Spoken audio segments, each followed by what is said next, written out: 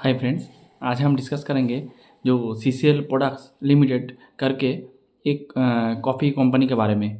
जैसे vintage coffee था एक माइक्रो कैप प्लेयर, वैसे भी सीसीएल प्रोडक्ट एक है स्मॉल कैप प्लेयर। इसका मार्केट कैप है ऑलमोस्ट आपका 13,500 करोड़ के लगभग इसका मार्केट कैप है।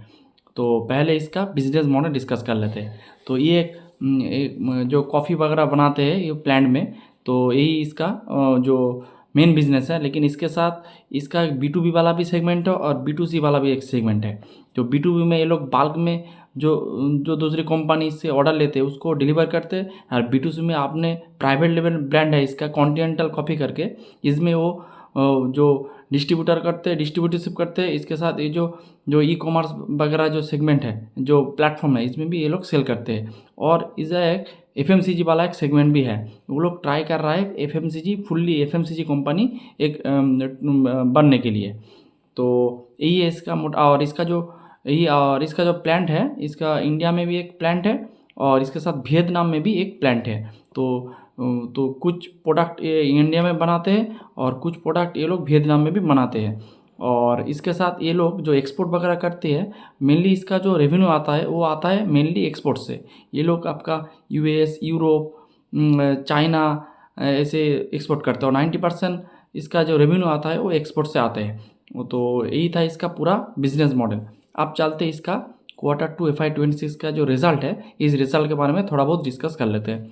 तो Q2 FY26 में इसका जो रेवेन्यू ग्रोथ हुआ है वो हुआ है almost 52% year on year basis में, और इसका EBITDA ग्रोथ हुआ है 44% ईयर ऑन ईयर बेसिस में, और इसका जो पैट ग्रोथ हुआ है वो हुआ है 36% ईयर ऑन बेसिस से।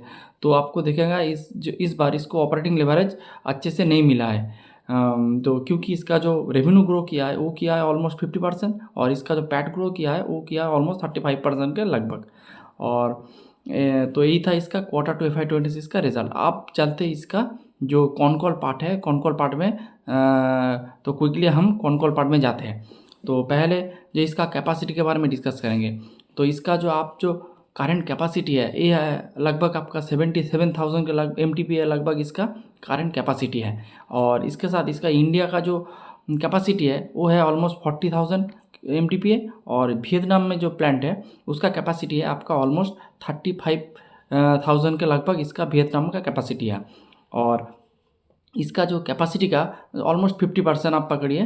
तो जो ओल्ड वाला जो कैपेसिटी है और न्यू वाला कैपेसिटी जो 1-2 क्वार्टर पहले इन लोगों ने बढ़ाया है, तो इसका जो न्यू वाला जो कैपेसिटी है वो आपका 50% के लगभग है। जो न्यू वाला जो कैपेसिटी है वो है ऑलमोस्ट आपका 35,000 MTP है, इसका न्यू वाला कैपेसिटी है। तो इसके बाद आप इसका यूटिलाइजेशन में चलते हैं। तो इसका जो पुराना वाला जो प्लांट है उसका 100% यूटिलाइजेशन में ये रन कर रहा है, और नया वाला जो प्लांट है इसका जो यूटिलाइजेशन है वो है ऑलमोस्ट 15 से 20% के लगभग। तो जो कंसोलिडेटेड जो आपका यूटिलाइजेशन आता है वो आ रहा है ऑलमोस्ट आपका 70% के लगभग, 65 से 70% यूटिलाइजेशन में अभी ये कंपनी रन कर रहा है। तो यही है इसका कैपेसिटी और यूटिलाइजेशन। इसके बाद आते हैं इसका EBITDA पर KG, इसका एक नंबर के बारे में EBITDA पर KG। तो आप देखेंगे इसका EBITDA पर KG था पहले आपका 120 रुपीज़ के लगभग। अब इसका जो EBITDA पर KG जो बढ़ के आ चुका है ऑलमोस्ट 130 से 132 रुपीज़ के लगभग इसका EBITDA पर KG आ चुका है। और ये EBITDA पर KG बढ़ने की कुछ पॉइंट भी है। जैसे ये लोग अभी क्या कर रहा है, अभी वो लोग पहले स्प्रे डाइट जो कुछ तरह का कॉफ़ी होता है, जैसे आपका स्प्रे डाइट कॉफ़ी होता है, आपका फ्रीज डाइट कॉफ़ी होता है, फिर आपका लिक्विड वाला एक कॉफ़ी भी होता है। तो हमेशा आपको फ्रीज डाइट कॉफ़ी में आपका मार्जिन ज़्यादा मिलता है आपका जो स्प्रे डाइट कॉफ़ी से वजह से स्प्रे डाइट कॉफ़ी के से आपको फ्रीज डाइट कॉफ़ी में मार्जिन ज़्यादा मिलता है। और ये लोग ट्राई कर रहा है फ्रीज डाइट कॉफ़ी में ज़्यादा पुश करने की, इसीलिए इसका जो रेवेन्यू वाला जो इसका जो EBITDA पर KG ये बढ़ रहा है। इसके साथ ये लोग क्या कर रहा है आपका कॉन्टिनेंटल कॉफ़ी करके ये लोग इसका तो बाल्क पोर्शन में भी ये लोग एक्सपोर्ट करते हैं, और ये लोग आपका प्राइवेट लेवल करके भी ये लोग एक्सपोर्ट या फिर डोमेस्टिक में सेल करते हैं। तो जो छोटा वाला जो सैसे या फिर 50 ग्राम, 100 ग्राम, 150 ग्राम फिर 500 ग्राम ऐसे करके ये लोग सेल करते हैं, इससे इसको मार्जिन अच्छे आते हैं। इसीलिए आप देखेंगे इसका जो EBITDA पर केजी ये थोड़ा बढ़ रहा है। और आप ये विंटेज कॉफ़ी में भी देखेंगे जो EBITDA पर केजी भी बढ़ रहा है, ऐसे इसका भी EBITDA पर केजी बढ़ रहा है, क्योंकि इसका पॉजिटिव वे में इसका प्रोडक्ट मिक्स चेंज हो रहा है। तो और मैनेजमेंट ने कहा ये आगे भी होता रहेगा। जैसे विंटेज कॉफ़ी में मैनेजमेंट भी कहा ये जो प्रोडक्ट मिक्स चेंज की वजह से EBITDA पर केजी का जो इंक्रीज ये भी आगे भी हो रहा है, आगे भी होगा। ऐसे CCL ने भी बताया आगे भी इसका EBITDA पर केजी बढ़ेगा। तो यही था इसका EBITDA पर केजी का तो मैनेजमेंट ने बताया। इसके बाद इसका मार्जिन, इसका जो EBITDA मार्जिन जो है वो है ऑलमोस्ट आपका जो 20% के लगभग इसका ऑपरेटिंग जो EBITDA मार्जिन आता है। और ये जो इसका एक जो FMCG वाला जो सेगमेंट है ये लोग ट्राई कर रहा है, टेस्ट एंड ट्राई कर रहा है। ये इसका जो EBITDA मार्जिन है ये थोड़ा लो वाला है, ये है आपका 5 से 6% के लगभग इसका FMCG सेगमेंट का आपका EBITDA मार्जिन है। तो लेकिन FMCG का जो पोर्शन है वो बहुत ही छोटा है, तो इसीलिए इफेक्ट थोड़ा ज़्यादा नहीं हो रहा है। और इसके बाद हम डिस्कस करेंगे इसका वॉल्यूम ग्रोथ के बारे में।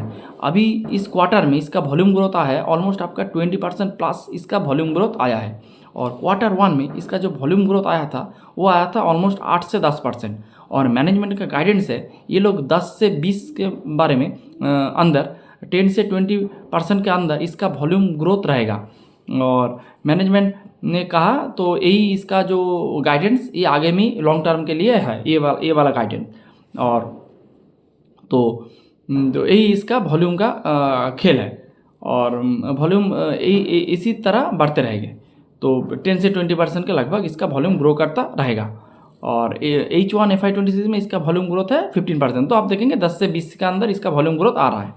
और इसके बाद इसका जो FMCG सेगमेंट जो मैंने पहले ही बताया, जो इसका FMCG एक सेगमेंट ये लोग ट्राई कर रहा है इस पूरे कंपनी को एक FMCG कंपनी के रूप देने के लिए।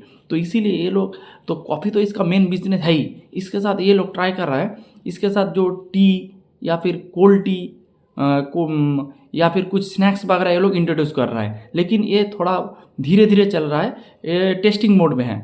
तो टेस्टिंग मोड में है, जब ये टेस्ट करके जब अच्छा साउंड करेंगे, मार्केट से साउंड आएगा जब मार्केट से, तब ये लोग अच्छे से इसको स्केल करेंगे। अभी इसका जो रिटेलर पॉइंट है ये अभी है 1.5 लाख के लगभग। तो कंपनी ने कहा 3 से 4 साल के अंदर ये लोग इसको डबल कर देंगे।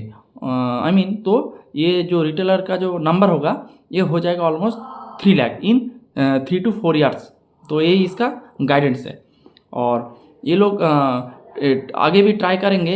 अगर ये सक्सेस होता है, ये जो test and try model success होता तो ये लोग आगे भी नया वाला जो प्रोडक्ट भी इसमें इंट्रोड्यूस करेंगे। और मैनेजमेंट ने कहा कि ये तो कॉफ़ी वगैरह के लिए तो जो शॉप में तो जाते ही है, इसके साथ इसका जो सप्लाई वाला चेन में अगर इसका में कोई और थोड़ा प्रोडक्ट भी जुड़ जाए, जो नया वाला प्रोडक्ट अब जब जुड़ जाए तो इसका जो कॉस्ट भी थोड़ा कम आएगा, इससे कंपनी को अच्छे मुनाफा होगा। तो यही था इसका FMCG वाला सेगमेंट। और B2C वाला एक कॉफ़ी, ये लोग एक कॉन्टिनेंटल कॉफ़ी करके एक प्राइवेट लेवल करके ये लोग कॉफ़ी को बेच रहा है।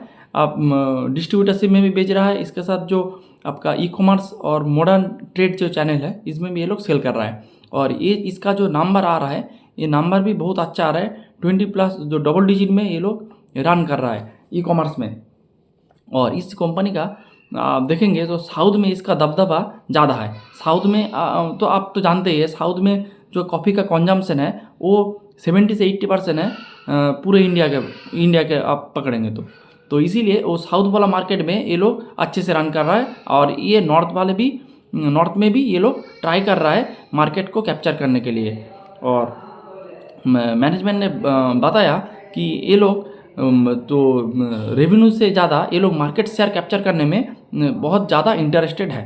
तो यही था इसका B2C वाला कॉफ़ी का जो मैनेजमेंट ने बताया। इसके बाद हम इसका जो गाइडेंस के बारे में थोड़ा बहुत डिस्कस कर लेंगे।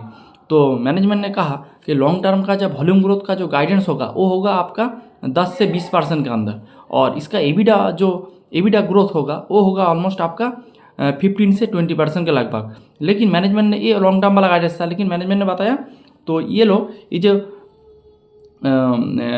आपको जो एबिटा मार्जिन ये हाई 20 के लगभग जा रहा है। जो 15 से 20 था, लेकिन ये लोग हाई 20 में जा रहा है। 18 से 20% ये लोग एबिटा ग्रोथ का गाइडेंस को थोड़ा बहुत रिवाइज किया, 2-4% रिवाइज किया, ये आप कह सकते हैं। और ये लोग हाँ रेवेन्यू में गाइडेंस देने में इसको थोड़ा बहुत दिक्कत है। ये लोग बोलते हैं इसको जो वॉल्यूम ग्रोथ में ये लोग गाइडेंस देंगे, और इसका वॉल्यूम ग्रोथ का भी जो गाइडेंस है ये भी है 10 से 20% पहले ही बताया। और रेवेन्यू टार्म में ये लोग ने बताया ये लोग आराम से 4,000 करोड़ का रेवेन्यू इस साल कर देंगे। आप देखेंगे तो FY25 में इसका रेवेन्यू था 3,000 के लगभग, और अब इस FY25 में ये लोग FY26 में ये लोग कह रहे थे कि 4,000 करोड़ का ये लोग रेवेन्यू कर देंगे। तो फिर आप अगर इसको ग्रोथ टर्म में कैलकुलेट करेंगे तो ये हो जाएगा आपका ऑलमोस्ट 33 के लगभग इसका आपका ग्रोथ आ रहा है। तो यही था इसका गाइडेंस वाला पार्ट, तो यही है। और इसके बाद हम इसका जो वैल्यूएशन जो पार्ट थोड़ा कैलकुलेशन कर लेते हैं वैल्यूएशन को। तो आप अगर एक देखेंगे तो ये वाला कंपनी जो है, ये कंपनी आपका 13,500 करोड़ का एक स्मॉल कैप वाला कंपनी है, और H1 में इसका पैट आया है आपका 173 करोड़। और अगर आप देखेंगे और हमेशा देखते हैं तो H2 H1 से बेटर होता है कॉफ़ी के लिए। तो अगर आप देखेंगे तो ये अगर ये पैट 400 करोड़ कर देते तो इसका जो फॉरवर्ड पे आ रहा है वो आ रहा है आपका 35% लगभग। तो और इसका ग्रोथ आ रहा है आपका 33, तो आपका पेग रेशियो बनता है आपका 1। तो यही है इसका वैल्यूएशन पार्ट। तो यही है इसका वैल्यूएशन पार्ट। तो आप देखेंगे ये कंपनी बहुत ही अच्छा है, आपको एक कॉन्सिस्टेंट कंपनी है, अगले 5-10 साल से ये कॉन्सिस्टेंट ये परफॉर्मेंस करके जा रहा है। तो आपको इस कंपनी को अच्छे से देखना चाहिए, और you can add this company to your active tracking list. और अगले वीडियो में हम ट्राइंग करेंगे कि विंटेज कॉफ़ी और CCL प्रोडक्ट्स जो PR वाला जो सेगमेंट है, इसमें आप एक P2P एनालिसिस का एक वीडियो बनने के लिए। तो यही था आज का video. Thanks for watching the video.